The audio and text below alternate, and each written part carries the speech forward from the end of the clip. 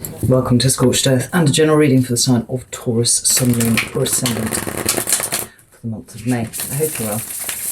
And happy birthday. It will be your birthday. Either you've just had it or it'll be coming up. Either way, congrats on the solar return and all that. So we're using the wild unknown for you today. I'm trying to think if I have anything to tell you. I don't think I do. Other than if this reading resonates, there will be an extended at the end of it. So my lovely, lovely balls.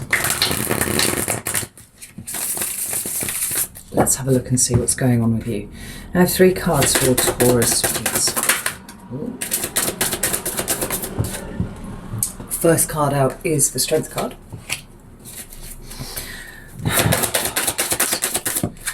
We have 2 in the centre. We have the 4 of Wands and we have the Lovers. That was a lovely combination right there. And we have the Sun. What are these other ones? The Moon and the Empress. Do you know what? We're going to take all 3 of those. That's absolutely extraordinary. Right, let's have a look and see what we've got at the bottom of the deck. We've got the 5 of Cups and the Fool. This is incredible. This is a liberation, Taurus. That's what this is this month. I'm going to get a clarifying deck. Yeah, I thought it was you. Right. Lots of major arcana. It's all major arcana actually, apart from the 4 of Wands. How extraordinary, right? Tell me about the Strength card, please. We have the King of Pentacles. There you are, Taurus. And we have the Ace of Cups. Oh, amazing. Tell me about the 4 of Wands and the Lovers, please. We have the 7 of Swords. And we have the Queen of Pentacles.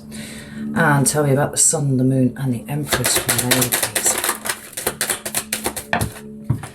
Ooh, that's incredible. We have the World and we have the High Priestess. I think I might just get one more for that because we do have 3 cards there. So I like the balance.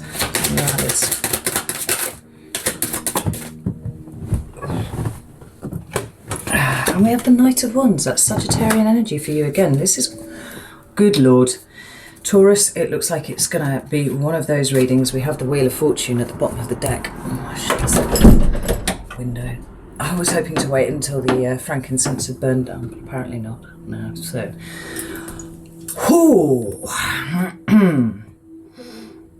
This is extraordinary. If only just for the amount of major arcana that is on the table for you for the month of May. Taurus, we've got the Strength card here, we've got the Lovers card, we've got the Sun, we've got the Moon, we've got the Empress, we've got the World, we've got the High Priestess, and we had, where did we have it? We had the Fool underneath here. Now, do you remember how I said liberation was going to be the theme of the month for you? It's not coming without some sort of addressing of something that has been very hard for you. Now, I've seen for the last 2 weeks in the new weekly readings that I've been doing that Taurus has been struggling with a couple of things of late. So May seems very much like a breakthrough here for you. I can't remember the exact timbre of the reads. I know that there was some sort of struggle going on. There were things kind of coming up. Taurus is a little bit like about the 5 of Cups is all about grief. It's about bereavement. It's about loss, and more than that, it's about understanding, as it feels to me that you are doing here, understanding where you have been tethered to things that have grieved your soul. Now, for a lot of you, there will be very, very obvious instances of that happening. And I think that part of what was occurring last year was addressing those obvious things. But as we do this work, so what it is that we can become sensitive to and aware of becomes refined, right? We get to a place of kind of honing that, so that we can pick up on nuanced things now. We can go back and we can kind of revisit old situations, much like gold mining, the situations, right? And get more and more insight. And it feels to me like there's something really cracking this month for you, and it feels deep. It feels really, really deep here. Like for some of you, it could well It could well involve a mother wound, because we're at that level of depth, and remember that those particular kinds of wounds take very, very conscious effort to heal. Like, that's not something that happens accidentally. And like I said, it could well be that you've done so much work on there that you don't actually think that there's anything left to do. I made that mistake once. God, how wrong was I? 40 years old and I was still working through all of that sort of thing here. But the reason why it's liberation and release is because we have the Fool directly after it. We have the closing of an old cycle. There's the World, right, sitting here and what's coming towards you in May, and we have this new cycle beginning. It feels actually almost like it's graded in. You know, I don't see often endings as something that kind of hit like that, and then there's this kind of vacuum, and then there's, you know, a very distinct new start here. I don't see that anyway, but it feels even more gradual for you. It feels like tidying up, but this theme's been coming through a lot for a lot of the signs recently. This notion of tidying up. I don't know what is going on in the month of May cosmologically, right? And I'm not quite sure of the astrology, but every single sign now that I have read for May, and I think you're like number 5 or 6, something like that. Every single sign is having a really profound shift towards the new, and I can't help but feel that there's something going on up here that is kind of bringing that energy in towards you. It speaks of trust, it speaks of faith, it speaks of a level of contentment with what is, but it certainly speaks to letting this go, whatever it is. So, interestingly, even more interestingly, so we have also that Wheel of Fortune there, which, you know, I see as a kind of teaching moment, but it does talk about fortunes improving.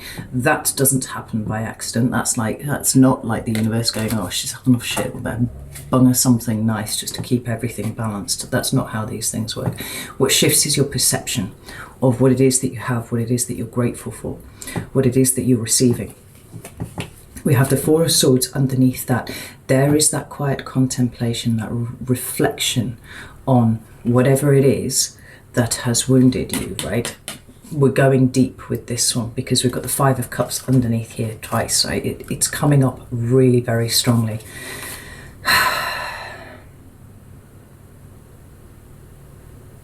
This is not obvious, Taurus. You know, like I'm saying, you kind of hit those obvious things when you first start on this work, and you're like, oh, my own parents were like this, and now I understand why I'm like that, and I'll take responsibility that, you know, X, Y, Z. But when you're kind of cycling back to it, and you start to see the layers, you start to perceive all of this stuff, and you understand just how much you have absorbed all of this into the very core of who you are, that can actually be a kind of frightening. Sometimes it can be a little bit destabilizing of your sense of identity, but stick with it, because there's a tremendous release, there's a tremendous empowerment that comes with it too. It really does feel like you're about to crack it, Taurus. Said Leo, because the very first card that we've got here is a Leo card. It is the card of strength, and this is the one about, you know, enduring, persevering. This is that incredible strength for which Leos are renowned, and it doesn't come easily. You know, like you, Leos are born with this kind of innate knowledge that they're strong, but the strength gets warped somewhere by these early experiences that we have. So it becomes a kind of battle of endurance. And it gives us those experiences. We seem to have a multitude of those experiences that are really, really difficult, and we have to kind of really haul our way through them. And on the other end, we kind of pop out even stronger than we were before. And it's almost like the two things almost run in parallel. Like you're born strong, you're going to end up having situations where you really need to draw on that strength, and in doing so it gets you even stronger. You know, that's the kind of thing that we're talking about here. The strength card is about endurance. It is about openness, it's about soul growth. You know, there's something really struggling to come through here at this point in the recent past, and we see it, I feel it like coming to fruition here. And I think it comes down to something as very simple as being content with yourself. You know, we've got this King of Pentacles here, which is the Taurus card, and we've got the Ace of Cups. The two of them together is talking about the way that you relate to yourself, the way that you love yourself. And I wish I could come up with some better vocabulary from that, for that, rather. Because I think when you're in a frame of mind where you consider yourself to be at the bottom of the pile, this is another Leo trait here that you share with them, right? As Taurus, you're so busy looking after everybody else that you quite often neglect yourself. And when you neglect yourself and someone says, oh, you should look after yourself, you go, what does that even feel like? What does that look like? I don't understand how that works. And frankly, when I see other people doing it, it strikes me as a little bit self-indulgent. Like, I wish that I had time to look after myself, but I don't, because lots and lots of other people need me. That's a perception thing. So we're talking about shifting that perception around and seeing that you are valid, you are worthy, that you showing up in the best possible way that you can in the world involves everything that you do having that at its core. You know, understanding that you are special. And if anybody's ever made you feel like you weren't special, then that says more about them than it does about you. It should never be about an internalized process of making that, you know, your understanding of your self-worth. It seems to me like you've been struggling with this quite a bit of late, and possibly there's been external circumstances that have been going on. Maybe there have been some things kind of coming up from the past that you've needed to deal with a little bit, and they're kind of touched on those old little feelings there, and you're just like, it goes very deep, you know.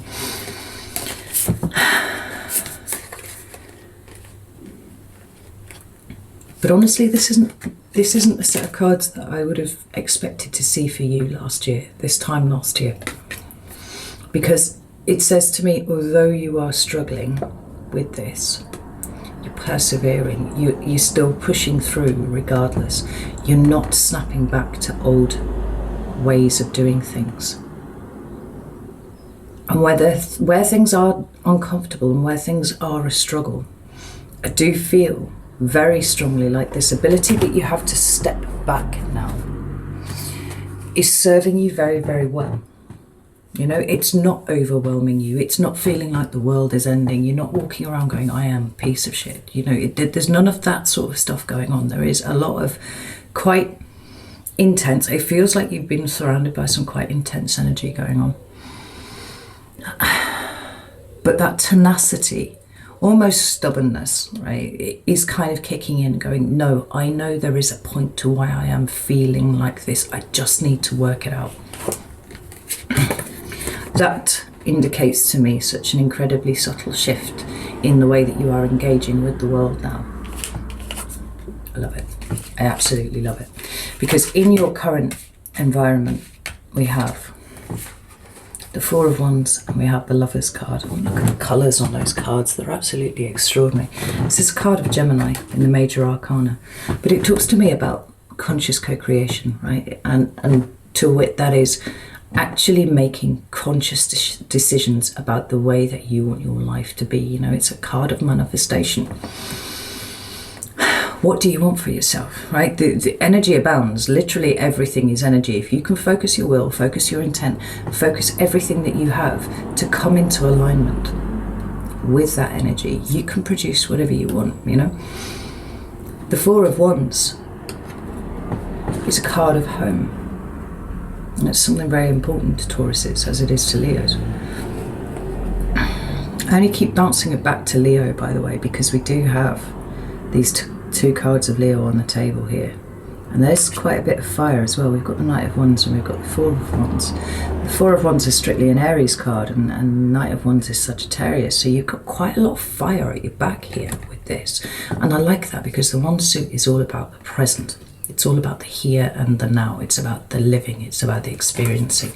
And this seems to me like a very diligent work in creating what you want for yourself moving forwards. Now, it's interesting that we had the Five of Cups twice, because what that suggests to me is that where it is that you are trying to emerge into this new version of your life, right? It's almost like that last point, you know, when you're sticking, you know, something into a balloon, right? Some sharp stick or something, right? You know, you've got that point of tension. You have to kind of really push, and then everything just goes at once. It feels a lot like that energy. It feels like that slow last bit where you have to really push, and then everything just explodes, right? There's a breakthrough of some sort here. You're absolutely going in the right direction. But we have the Seven of Swords and we have the Queen of Pentacles down here. Now that's a balance for you. It's Capricorn energy, but we've got now the female and the male, not female, feminine and masculine expression of earth energy. It's nothing to do with men or women or gender or anything, so don't worry about that. The King of Pentacles, which is you, is that very active expression of earth energy. This one is more passive. It is about nurturing. It is therefore, I think, a lot to do with looking after yourself. Now the Seven of Wands, which it is not, it's the Seven of Swords, for heaven's sake. The Seven of Swords can be a card of deception. It can talk about sort of, you know, just like this dude is doing here, you know, sneaking around in the middle of the night. That's not your way. So I don't feel like that is for you. But it could speak about a certain amount of self-deception, right? Where is it that you have deceived yourself about something? Maybe it is that you've deceived yourself about how well you are looking after yourself. Let's have a look at the Seven of Swords, please. Strength. Ooh, there's the Strength card again. Oh. We have the Strength card, we have the Five of Cups again, and we have the Two of Cups, just peeking out underneath there. Now, this is quite important. It could be that you are dealing with a Leo, right? It could be that there is a Leo who is extremely, you know, strong and significant presence in your life somewhere. And they are the ones who are kind of, I don't know, playing a part in opening your eyes to something. It does not have to be at all though, because I do feel that it's more likely that this is you, right? This is what you are exhibiting at the moment. And we've got the Five of Cups right next to it and the Two of Cups. This point of tension for you, this last push before, you know, the sharp stick penetrates that plastic and really blows the whole thing apart, is working out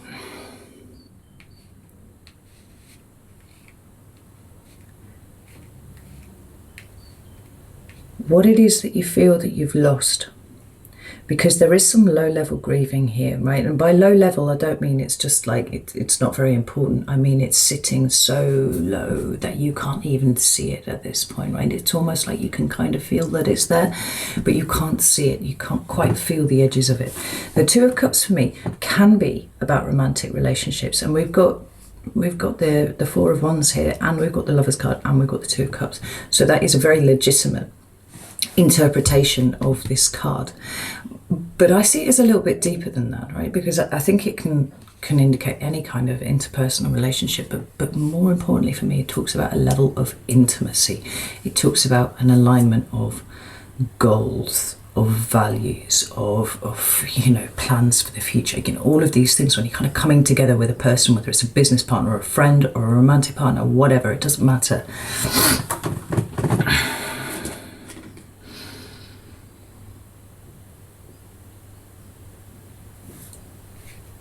You know, part of it could be, for those of you who are alone at this point, it could be this low-level terror that this is just what it is now. That nobody's ever going to want you for who you are. Like that possibility for intimacy is gone now. It's not something that's open to you.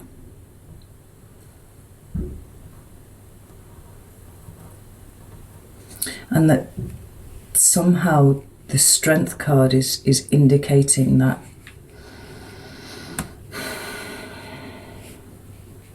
that front that we put on when we show people that we're coping so that they don't worry, you know.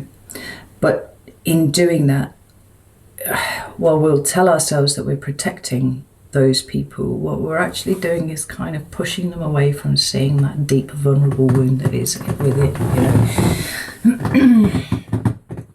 It could certainly refer to a past relationship, and I think that this would be a one singular, very, very important relationship to you, where there's still some stuff scuttling around the edges, like it's not entirely processed yet, and there is some level on which you have still internalized and made your fault whatever went down in that relationship.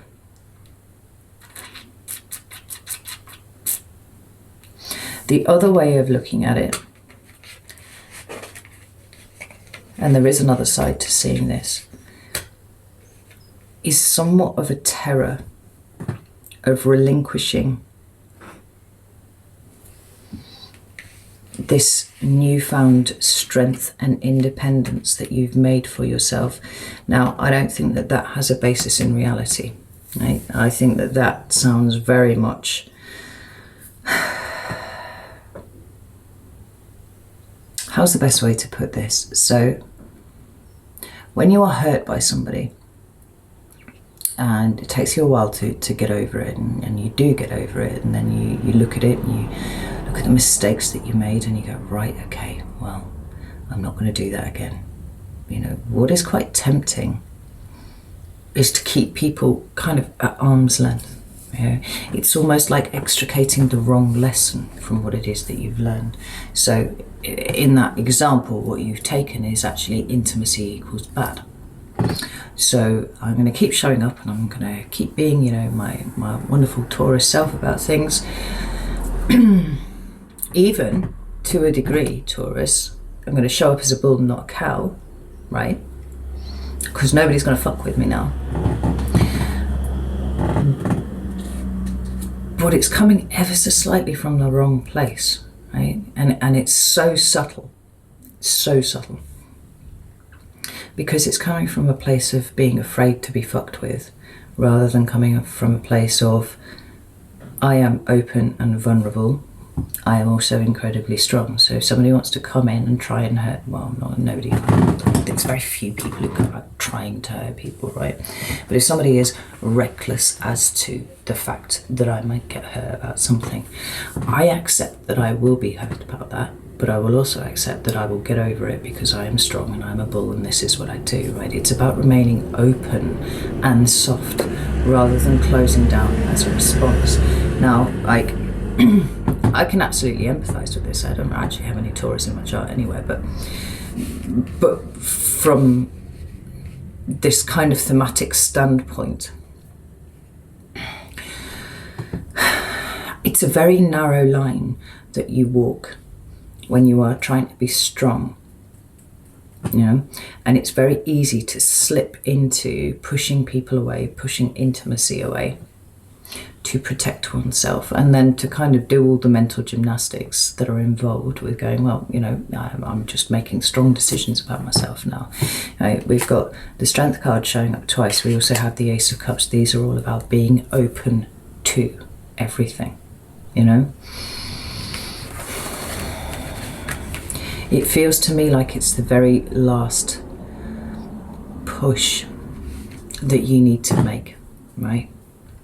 Understand where there are still feelings of rejection, maybe responsibility for things that went wrong, that you actually shouldn't be harboring, all of those things.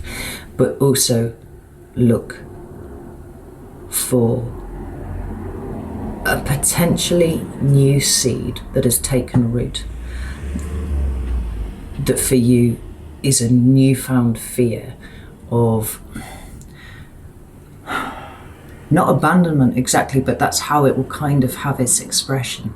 It's relinquishing the power that you now have over yourself, relinquishing control, relinquishing, these really good boundaries and stuff that you've put up. If you are at that point, you've actually kind of gone a little bit too far. You need to come back just a little bit, because it's not about closing yourself off. It's not about, developing like a pachyderm skin where literally anything will just fucking bounce off it.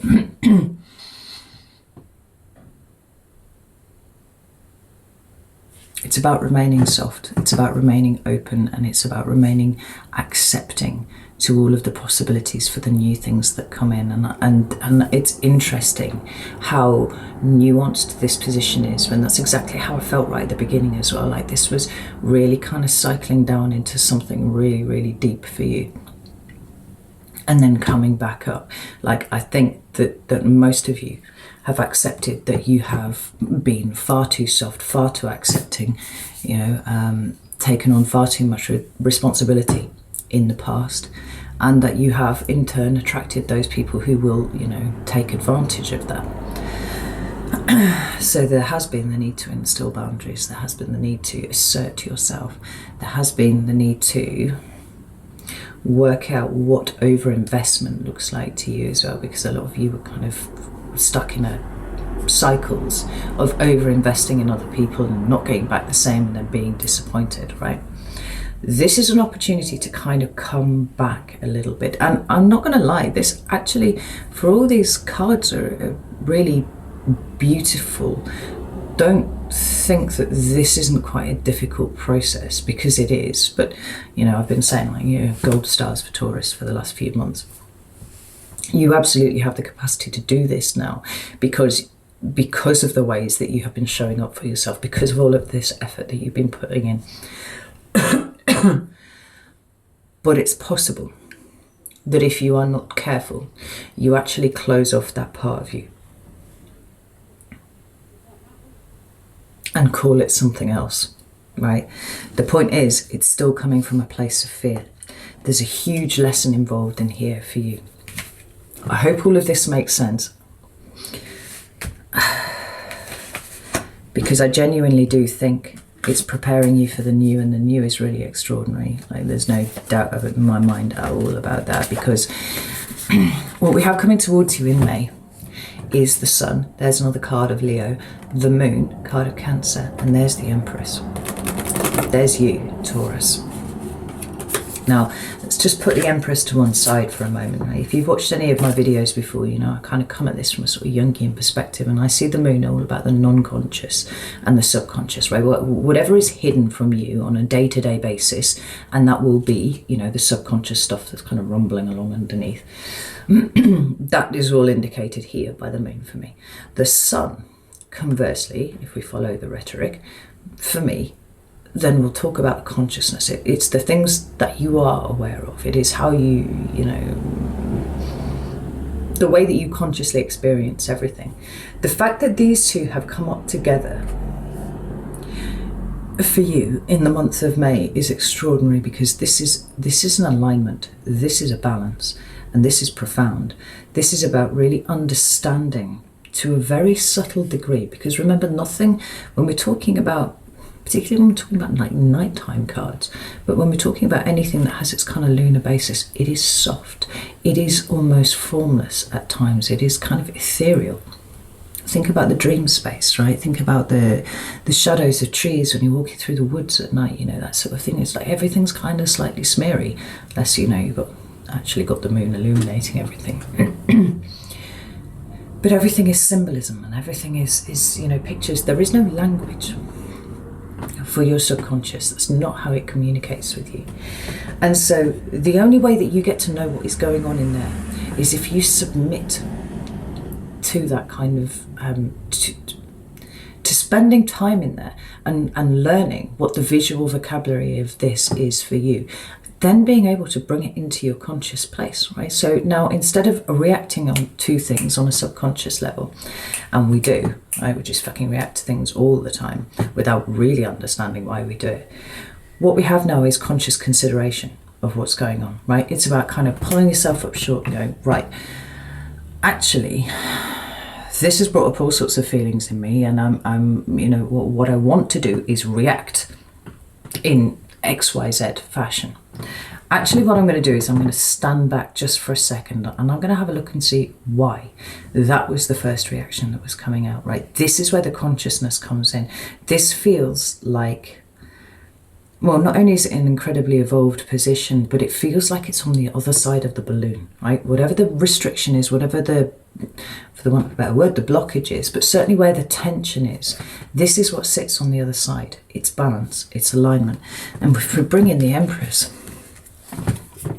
this is the card that I like to see for Taurus, right? Notice again, it's at night. I love the wild unknown for this, right? And the feminine energy is the yin, it's the darkness, and the Empress is a feminine card, right? It's one half of a divine couple for sure, and it is the, you know, Queen of Queens. It is the archetypal mother.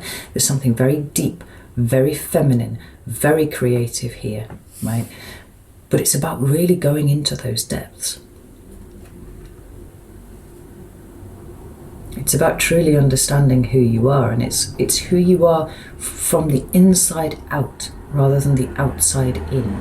And it's always been about the outside in for you, Taurus.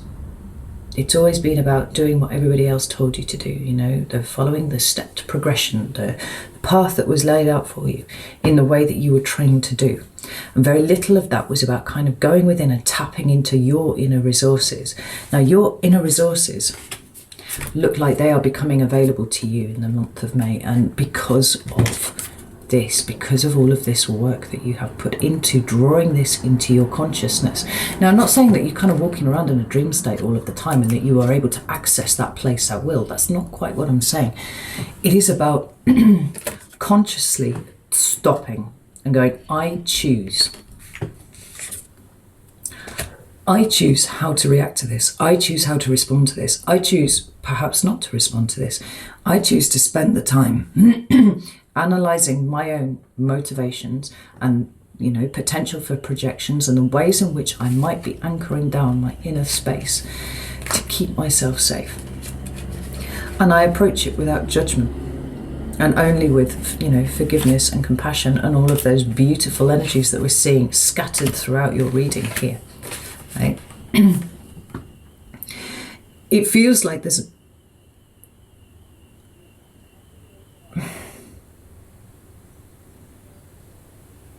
such calm insight on the other side of this tension, on the other side of this balloon popping for you, right? We've got the world here. We've got the tying up of an old cycle. We have all of the loose ends kind of coming together here. And we have whatever resistance there is to this new phase of your life that you're moving into finally kind of falling to the wayside. It is combined with the Empress, and there she is sitting under the light of the moon, quiet and still, you know, waiting for all of this incredible information to come flowing through her. You know, you might find that May for you is actually an incredibly spiritual month. You know, you may get a lot of spiritual downloads about other things, but certainly a great deal of insight towards yourself. You know, that the High Priestess is a channel, she's a conduit. It's kind of letting all of this stuff roll through you. And there's an opening up. There's a huge opening up here for you. Oh, we've got a full moon in Scorpio very soon. I think it will have happened by the time you watch this video, possibly. But that's about going really, really deep, you know, and releasing. Because there's something that needs to be released here, whether it is a long-standing grief that you are holding on to, or whether it is, like I say, that you have adjusted your behavior just a little bit too far, right? It's about the nuanced kind of bringing it back to where it actually works for you. The final card that you've got underneath all of that is the Knight of Wands, and that actually I feel quite extraordinary at the end of your reading there, because the Knight of Wands, the message of the Knight of Wands is all about living in the present. Right now, in some ways you could see, you know, you being open to the possibilities of, you know, new opportunities and things like that, you know, like being in a state of being able to really grab hold of things as they appear, which is what the Knight of Wands would do. But the Knight of Wands is all about living in the here and now. He's right here in the moment, and I think in order to do that, there has to be a level of eradication of that projection, of that instant reaction to things, instant internalization of things, you know, however it applies to you, and it will have its you know, expression slightly differently for each of you. But it's a major month of tying things up. And these feel like questions that you didn't know how to ask. Right? It's kind of answers coming up. There are answers to questions that you didn't know how to ask, that you didn't know that you had to ask, that you've been struggling with. Almost like you could feel the edges of it without being able to see exactly what the issue was. It feels like it's all coming up, and there's such relief. There is such incredible at the other side of this. It's a huge month for growth, and I actually don't say that in normally I'm like, oh hey, you've got a month for growth coming up, another fucking opportunity for growth. It doesn't feel like that. Clean the roads. It doesn't feel like that for me. It feels like this push, release, A bit like giving birth, if you've ever done that, right? Most incredible pain you've ever experienced in your life, and the second the baby's out, it's all gone. It feels like that level of sudden release for you. And the ending and the beginning kind of knitted up all together now. One last push. Right, I hope all of that makes sense. It feels very, very profound to me. I mean, your readings often do, to be honest. You're so studious and so diligent in this work. Can't help but be, really. So I'm going to leave it here. I like this month for you a lot, and I don't think it's going to be as painful as childbirth, but I think that it is going to be followed by that same feeling of relief, right? Of just everything. Good God, amazing. Like, I feel so much better now, that kind of energy. If this has resonated with you, I'm going over to Vimeo now. I'm going to kind of pull May apart a little bit more and see if we can get some more detail on it. If you don't want to follow me over there, that's all cool. And I'll be back every Monday, 5 o'clock, which is my time, so like GMT plus 1, something like that. Anyway, that time, every morning, every evening, I'll be releasing the weeklies on a Monday. I totally mangled that, you know what I mean though, right? Take care. Love you all very much. See you soon.